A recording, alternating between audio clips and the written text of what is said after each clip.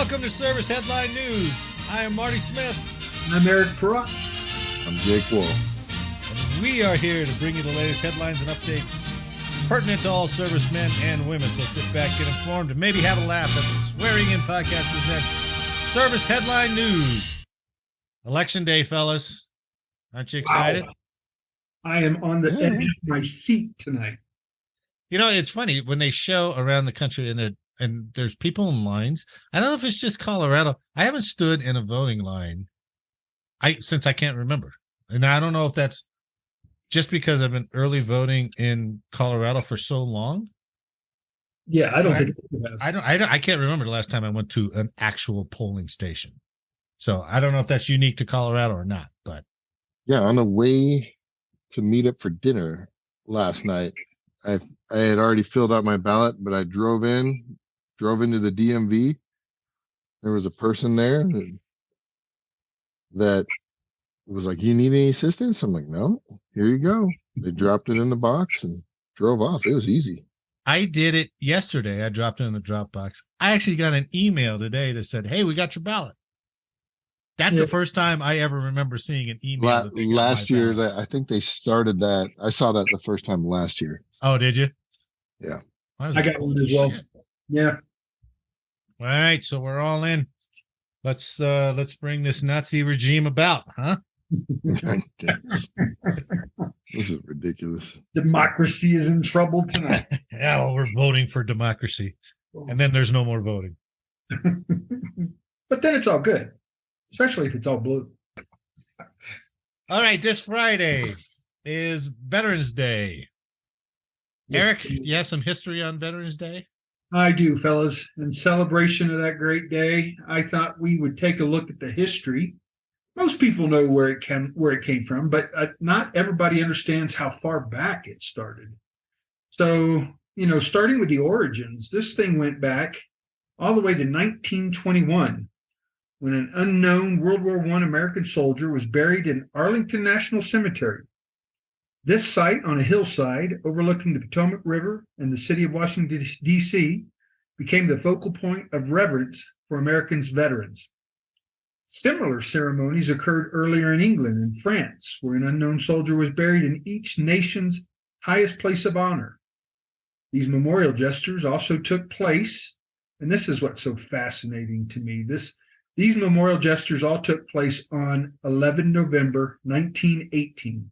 Huh. The 11th hour of the 11th day. Oh, that's right. Yeah. The 11th month.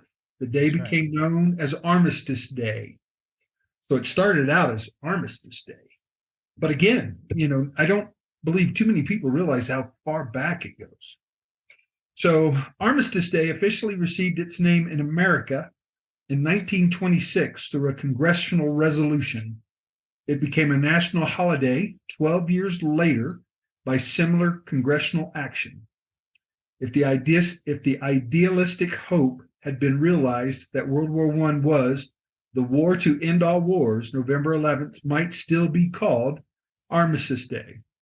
But only a few years after the holiday was proclaimed, war broke out in Europe. 16.5 million Americans took part. 407,000 of them died in service. More than 292,000 in battle. Crazy. Man. Now, the first time that Veterans Day actually came to pass was a few years later. It was actually after World War II. So the first celebration using the term Veterans Day occurred in Birmingham, Alabama in 1947. Raymond Weeks, a World War II veteran, organized National Veterans Day, which included a parade and other festivities to honor all veterans. The event was held on November 11th, then designated Armistice Day. Later, U.S. Representative Edward Rees of Kansas proposed a bill that would change Armistice Day to Veterans Day. In 1954, Congress passed the bill that President Eisenhower signed proclaiming November 11th as Veterans Day. Raymond Weeks then received the Presidential Citizens Medal from President Reagan in November of 1982. Weeks' local parade and ceremonies are now an annual event celebrated nationwide. So, gentlemen, a little history on our Veterans Day. Now, see, I was always Nice. under the impression that Veterans Day was for veterans of war, right? I mean, I think that's what it was supposed to honor, wasn't it? I think that started out as Memorial Day. So I think No, I mean, when they refer to veterans, they're referring to, back then, they were referring to veterans of the war, right? I believe they were starting in 1918. And then I think it's expanded because, a few years after the end of World War I, World War II kicked in. So it wasn't just them then. It had to include all the other veterans. No, my point being is that when they officially changed it to Veterans Day, it was to honor those who had gone over there and fought, Who had served. right? Yeah. And we have smudged that word veteran. And I don't remember when that started, because it was always, to me, a veteran was somebody who fought, right? A retiree, which is what I am, is somebody who didn't fight. I retired, but I never got shot at. I was barely in a combat zone. What do I have to be categorized to get some free chicken nuggets? I've never heard of the designation, man. I've never heard it in that depth. Well, I don't ever remember calling anybody a veteran unless they had gone over to fight. Veterans of Foreign War, right? VFW. True. Yeah. And so I don't know when we started, and it's part of that. To give you an example, space doesn't have a whole lot of glory, that they can do. So they say, "Oh, you're a warfighter," and I'm like, "A warfighter? I'm flying a satellite, right? I'm an intel gatherer at best." No, you're part of the warfighting. And then they started doing it, and I think it was back. I think it was 20 years ago, and it wasn't just space. It was everything. It was trying to give more glory, push more glory down, maybe as a retention tool, maybe whatever it is, to make people feel better and all that kind of thing. I don't know. But that's when it certainly doesn't do that. If you can't prove to them that you have a couple of those decorations, or you've got a 214 that reflects you were in a combat zone, they want to accept you. Yeah. Right. So why should we all be walking around saying we're veterans when we've never fired a shot in anger or received a shot in anger? I'm sure the VFW would be like, veterans, huh? Really? Veteran of what? Snicker at us. Long line at the BX gas station. Yeah. But, somewhere along the line, they started calling everything veterans. We're all veterans now. Yep. And I think it started with this global war on terror. And I think when they started doing, remember that old medal, that GWAT award that you got, and you're like, how'd I get this? And I'm like, oh, everybody gets it. Right? Because you're all part of the global war on terror, the GWAT medal. And I think it was around that time when they started saying, oh, yeah, you're a veteran. You were in during the conflict. And I was like, yeah, but that was a half a world away. But you were in. So you're a veteran of that global war on terror. You provided intel to the warfighter on the ground. Well, but I mean, everybody who was in is considered a veteran now. And now they're just like, oh, you were in, you're a veteran. Thanks for your service. And I'm like, you're right. Like I said, I've never heard it in that distinction that you said earlier. You know what I mean? That's interesting. I remember as a kid, it was like, oh, this guy was a veteran. He was in Vietnam. Oh, this guy's just a retiree. He didn't go. And I was like, okay. Yeah, that makes sense. There's no shame. You just didn't get chosen to go. Yeah. But you don't get to wear the veteran status. Just like because everybody does now. Yeah. Right. But everybody is now. Right. Yeah. The guy who gets asthma in basic and gets medicaled out, he's a veteran. Yeah. And you're like, Jesus. Yeah. That's an easy title to get now. Quick career move. Anyway, so happy Veterans Day to everyone who has served, apparently. You made it sound disappointing. This is a sore subject for you, though, isn't it, Marty? Uh, You've brought this up or in a form on multiple occasions. yeah, I just want to make sure that I'm not stealing any valor. I didn't get shot at. I'm a retiree. I'm not a veteran. I said that from the beginning. Now, I'm a veteran if Home Depot wants to give me 10% off. Yeah. I got a free Milvet shirt I can wear to work. Well, I got shot at, but all I did was hide behind a damn deuce tire. So that's right, Eric. You did get shot at. So yeah. So you deserve it. You are. I don't even know who it was that was shooting at me, but I know I wasn't coming out from behind that damn tire. You sure it wasn't one of your own guys? No, I'm not. Valid question. No doubt, it may have been. Oh shit! But yeah, you are a true veteran. I mean, my God, how long did you get pinned down by that sniper? 4 hours. 4 hours. My God. So it took me that long to get a QRF to find these guys, and then they put a freaking AC 140 or the fucking AC bird, the AC 130. Yeah, they went AC 130. 130, and they popped him. You know, they had that big ass spotlight. Oh yeah. Yeah, it was at night, so they put a hurting on that guy. So he wasn't moving around. He was just trying to one spot, and that's where he was going to stay. I don't believe they recovered his body. Oh, jeez. Well, happy Veterans Day to you, Eric. You as well, sir. I get retiree day. So, as far as I'm concerned, you're both veterans, by God. As long as I get my nuggets. My free baby Frosty. Free Jimmy I think John's you should get the term if you retired too.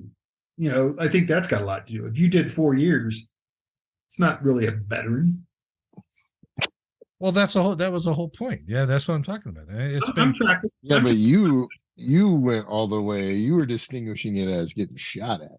Well, that's the way I remember it. Oh, if you got shot at, you were a veteran. Okay, No see how long you did. All right. If you didn't get shot at, if you didn't get shot at and you did 20 years, you're a retiree. So see, I would disagree with that statement, though. No, but you got shot at, so you can. We're not talking about me. I'm talking about the statement. I'm just saying it's too much. It's too much valor for everyone to handle. You know what I mean? So much valor. And I want to make sure that I don't label myself as that for somebody who has been in combat, like yourself, like my brother, like several other people I've talked to. I wasn't that, so I don't call myself that. But well, like I said, you remember when you interviewed me, and I talked about the decoration I got for that little incident, and I to this day feel like I wasn't deserving of that level. You know what I'm saying? Yeah. Now, how do you think I feel being labeled the same as you? I'm not deserving of that. I think you're playing it off too. You bring out your shorts every Veterans Day. You're like, oh, I'm a veteran. You just take it to the next level. What's that scene in Talladega Nights where they throw him out of the Applebee's? He's like, I'm a veteran and I got diabetes. Oh my God. Anyway, Election Day today. We're going to publish this tomorrow on the 9th, but Election Day today. Jake, you got something about veterans in the election? Yeah, I don't know how to categorize all these. We'll call them veterans sons now. of SOBs, but this is the largest group of candidates who have served in a decade. Wow. So there's more veterans in quotation marks. You know, it's funny because it always seems like there's not that many people in military service who are going on to do anything else. But now you're saying there's the most veterans who are running for Congress in a decade. In a decade, yeah. Of course, that's a great path to money. You know, if I was more charismatic, I would have run for office because I'm like, well, yeah, there's just slush money all over the place. But it's funny, guys. We talked about, Jake last week said veterans have dealt and understood and been firsthand witnesses to the government being a bunch of jackasses. Yeah. And then on this side, these guys go, they're a bunch of jackasses. I think we can perform better than those guys. So let's run for office. Well, that was it. It's the contradiction, isn't it? It's like, right. Okay, this needs to, or here's something I can change or an effect. So I'm going to go try to do it. Yep. And that tends to be our mindset in a lot of things. Like we just get put in places and we're like, okay, what are we doing? I don't know, do things to make this situation better. Something. Right. Yeah. That's a hell of a point, actually. That is a hell of a point. And that makes sense if you get that motivated and like, why does somebody do something? Fine, I'll go do something. That is a military mindset. Right? I mean, all of us have said that. We're like, fine, I'll take care of it. Let's go. Yeah. Yep. There's no later. Okay, we're going to do this. Yep. Well, what about it? Was fine. Then you do it. If you're not going to do it, then I'm going to do it. Yeah. So he's going to do this. Maybe in line with our story from a couple of weeks ago, we should track the ones who lose their race. If they go get radical and start leading a insurrection, anti-democracy resurrection. You guys don't want to vote for me? Fine. It's kind of nice though. It once again shows how biased some of these reports are, in that it's not exactly 50-50 Republican and Democrat, but it's close. Yeah, it really is. There's a surprising amount, and that's what we've seen. Yeah, we've seen throughout the career. I've seen and been shocked about the almost evenness of the people around me who have served in their party loyalty. It's such a dynamic group that literally, like, this guy's hardcore, New Hampshire Democrat, or like that kind of thing, and then the next person over is diehard Republican. Yeah. But this lady Pat Ryan, Democratic Army veteran, West Point graduate, all that, Iraq in the Army intel officer. I mean, she's going. So New Hampshire, retired Army Brigadier General. Wow. So, that's bold deck. Isn't that bold deck? Yeah, bold deck, John, bold deck. Yeah. I remember at least when I was in, at least the people around me, most of them were leaning Republican or had conservative values. But I think the last few years I was in, it was like, no, it's split. There's too many more issues out there, and that's fine. I don't have a problem with that.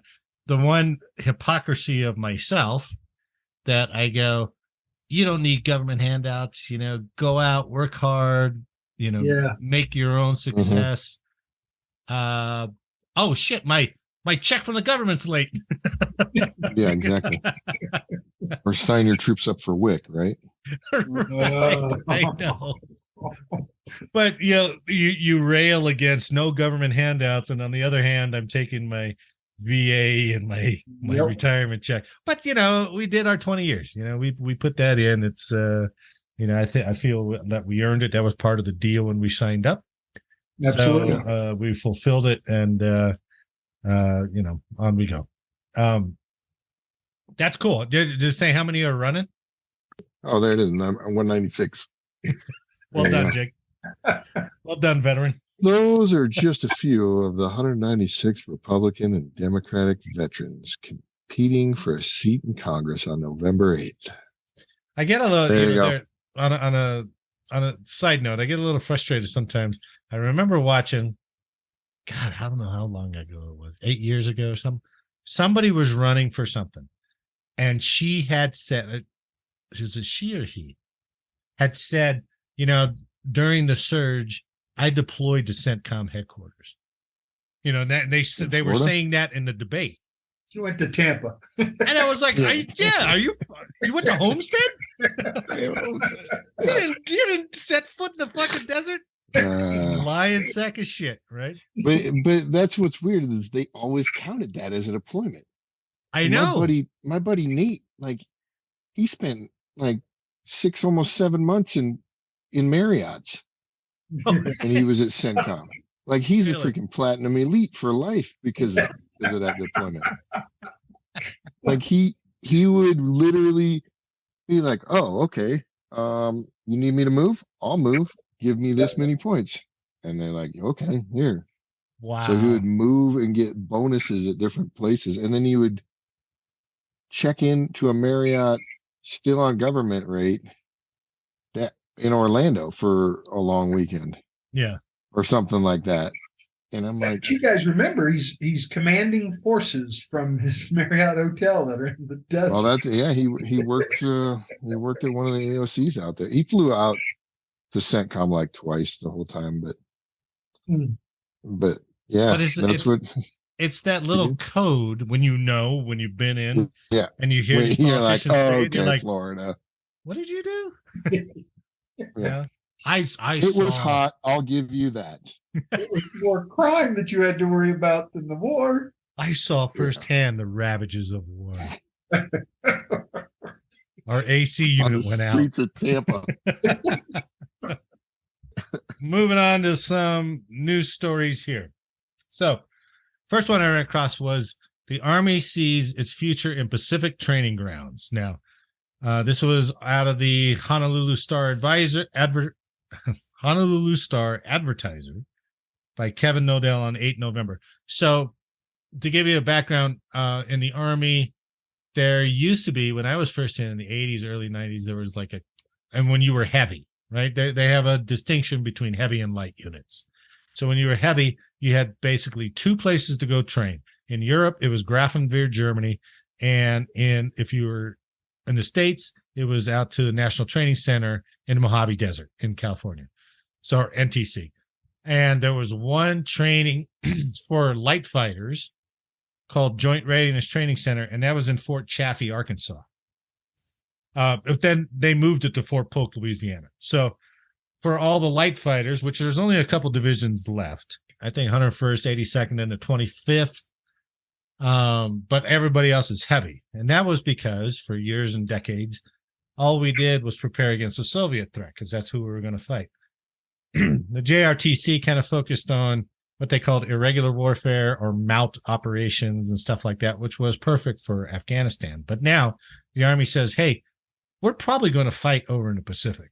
If there's any threat on the horizon where we're going to fight, it's probably going to be in the Pacific. So the U.S. Army in the Pacific has created what they call a new Joint Pacific Multinational Readiness Center, which is a series of ranges and training the service is hosting in Hawaii and Alaska, as well as annually in rotating countries across the region.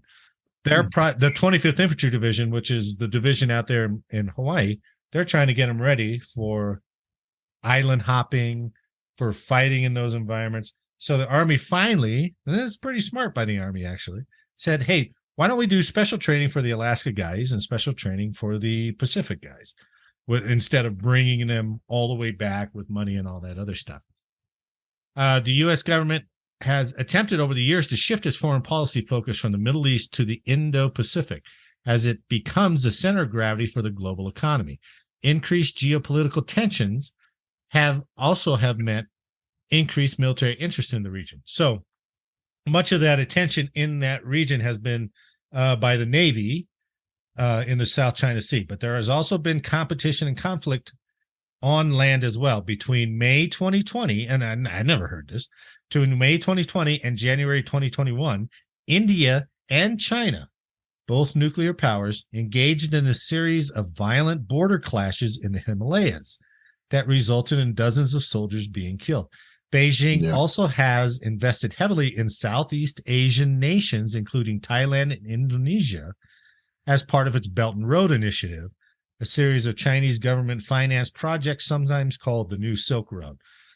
Army leaders in Hawaii argue that highlights the importance of armies in the region and maintaining relationships with Thailand, Indonesia, India, Australia, all those armies of that region, if it ever goes down. So that's smart. We got to train where we're going to fight, and part of that training is island hopping. So they'll train on the big island of Oahu, and sometimes they got to go to Kauai, and sometimes and the logistics between that. So they're getting better at that by doing that training there, which is what it would be like, I suppose, if we had a war with China or a war over in that area. So good on the Army for doing that. I think that's smart. And I don't say that a lot. Pre-planning for sure. I mean, with China building their base in the ocean, what's the name of that island that they're? I don't know, Sand Island, whatever they just filled up. Right? And then they put an blows my mind. Yeah, that they just kept dumping like sandbags of sand until they're like, "Hey, they actually did a huge thing on how much they destroyed the environment in that area because they were dredging up coral reefs and everything to make their islands. Poured all the shit, I bet. Yeah, that is nuts, man. That's crazy. Okay, next story. This is from Stars and Stripes by Brian McElhenney. The headline is "Continue the Healing: How Thousands of Volunteers Put Faces to Names on the Vietnam Memorial." The wall. So the Vietnam Memorial, we're all familiar with it, with all the names. There was a project called the Wall of Faces Project, an initiative spearheaded by the Vietnam Veterans Memorial Fund to find at least one photo for each of the 58,281 service members who were killed or went missing during the Vietnam War.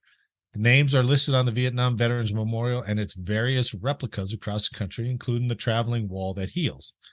After more than 2 decades of detective work, the Wall of Faces project was completed in August, ahead of the memorial's 40th anniversary on November 13th. The names, accompanying photos, and biographical information, as well as a place for people to leave remembrances, can be found in a searchable online database at www.vvmf.org/Wall of Faces. So if you just go search Wall of Faces, you'll see picture for everybody who died in Vietnam, which is pretty damn cool. That's the coolest thing we've talked about, man. That is badass. Yeah. I mean, it was like a community thing. So like one. Yeah, can you imagine the hours of research? Well, like one family would say, "Hey, I got a picture of my uncle."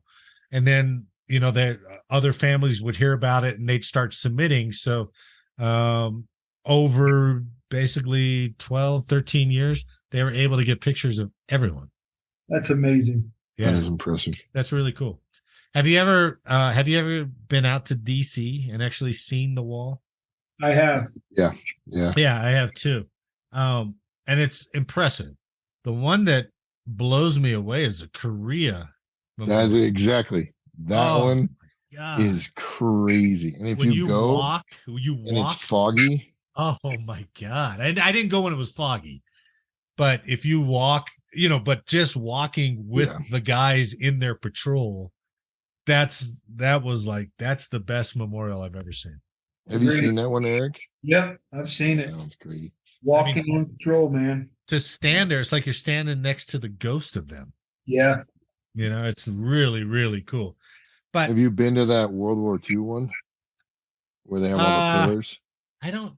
Yeah, I have. With every state and and the number of yeah. people. Yeah, that's pretty neat.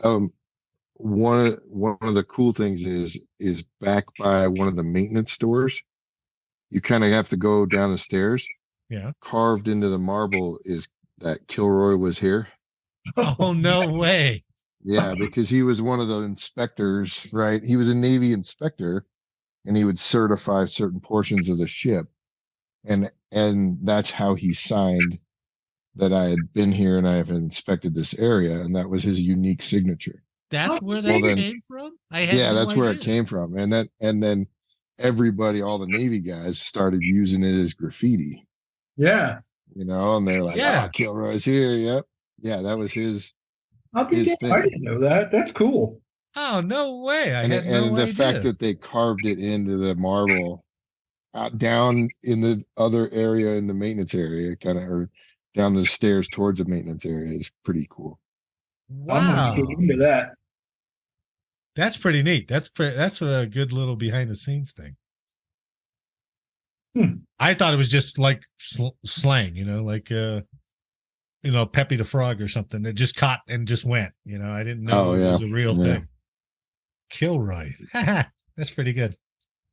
Moving on from military.com. Sylvester Stallone says First Blood producers wanted to cut Rambo's iconic speech. So is that whole thing at the end, that whole speech at the end? It'd be interesting to see how much dialogue he really did, because he really said nothing the entire movie until the very end, right? So what they said, he was given an interview to the Hollywood Reporter. He was talking about First Blood in 1982. The producers thought they were making another action quickie that would play a few weeks, hopefully turn a profit, and then fade into obscurity like hundreds of other genre pictures. Instead, they got a performance of surprising gravity from Stallone, who turned John Rambo into one of the most iconic characters in movie history and went on to play the Vietnam veteran in a total of 5 movies over 4 decades. The highlight of First Blood is the monologue Rambo delivers near the end. After a nearly silent performance up to that point, Stallone delivers an emotional speech about the guys who didn't make it home from Vietnam and how the veterans who did struggle with their memories of the fallen. Apparently, the money men behind the pictures wanted to get rid of that scene. Stallone said that scene was a tough one to get past the producers. They didn't want it. I was supposed to be shot and die. And I go, there are a lot of veterans who are going to look at this and go, so my only hope is to kill myself? I can't do that. Bad juju. Yeah. So Stallone said he did 20 interviews with veterans, and he compiled it into that moment, all stream of consciousness with everything just pouring out. I want people to take away some sense of hope when they leave the theater. I don't want my heroes to die. And if you ever go rewatch that, which I did, because it was a link in the article. So for those who are listening, go watch that final speech. It's pretty good. It's I thought so really too. pretty good. Yeah. Even the one comment, it was let me see, nothing is over. You just don't turn it off. It wasn't war. That's right. Yeah. That's right. That was cool. Did you know? And I don't. And I'm not saying this in a joking way, but when you came, I mean, you were under fire from a sniper, right, Yeah. for 4 hours. How'd you decompress from that when you got back? Did you just kind of go, oh, okay, we're good, formation tomorrow, and let's call it a day? That's a good question. I actually I went up on to, so I was part of the fire team. I was the fire team leader, and I went up on Point Salinas Airport. We had an M60 position, and I sat in the fighting position with a buddy of mine, and just afterwards, you mean? Yeah, when I was able to get away, because I was at the radio station. Yeah. Grenada free radio or something. Yeah, you were supposed to protect that radio station, right? Yeah. So I just got back and I sat in a fighting position with a buddy of mine and just didn't say a whole lot. Just yeah. And that's, that was what, 83. 83. Okay, so we still hadn't gotten good at trying to decompress anybody. I don't know if we've gotten any better. You know what I mean? It's funny that you say that. I had, and I don't have PTSD. I'm not going there. We had Cuban soldiers that were brought in from the field that were killed and laid on the tarmac for burial detail, Yeah. And the traumatic injuries that I saw to these bodies were much worse than my fear of, being sniped. Yeah. That has stuck with me the longest. Not the sniper incident. Huh. Well, yeah, you're putting a normal person or semi-normal person, into stuff that is just like, how do you prep? Yeah, we've never been prepped. Correct? No, not at all. So, and then, I wonder if World War II was handled better, at least in Europe, is because it took us so long to get back to the home station. Yeah, those guys stayed over there. So you had those months. Concentrated area in that time, right, with people who had been through the same exact thing, rather than now when you're like, all right, you're going home tomorrow. and you get on a plane and you go home tomorrow, and you're like, okay, act normal. Like, Well, sure. I mean, Yeah. Vietnam was the worst of that, right? yeah, I mean, yeah, 48 hours you're sitting in your living room, where you may have just been in the bush, shooting Yeah. somebody. Yeah. And they're like, thanks for your service, dude. Go enjoy your life. And yeah.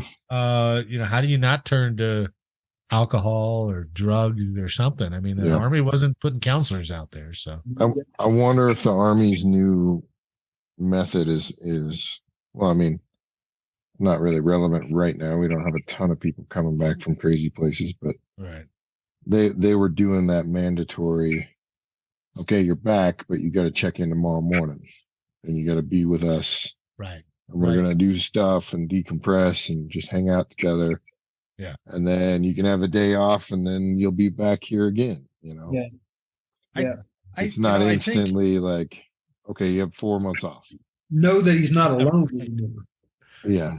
I have a feeling the Army's gotten a lot better post-wise. And there's a lot more agencies, if not the Army, there's a lot more agencies out there who will reach out and say, hey, just talk to somebody, we've all seen it or whatever. I think the Army or the military does a piss poor job of managing any kind of expectations prior. Yeah, I would agree. I don't think they tell you, reaction kind of thing. You're going to see dead bodies. They don't say any of that. Yeah. And that maybe helps. I don't know. But I don't think they do any of that to manage expectations before any kind of action going in, All right. Let's finish up on a good note. What's the most outlandish or biggest memory of a re-enlistment ceremony you've ever been to, Eric? That's a good question. Let me think about that. I would think it was at Navy Jest, the Jungle Environmental Survival Training. Oh, yeah. In the Philippines. The guy got re-enlisted right there? Yeah. Yeah. And he was a Marine. He was part of the class.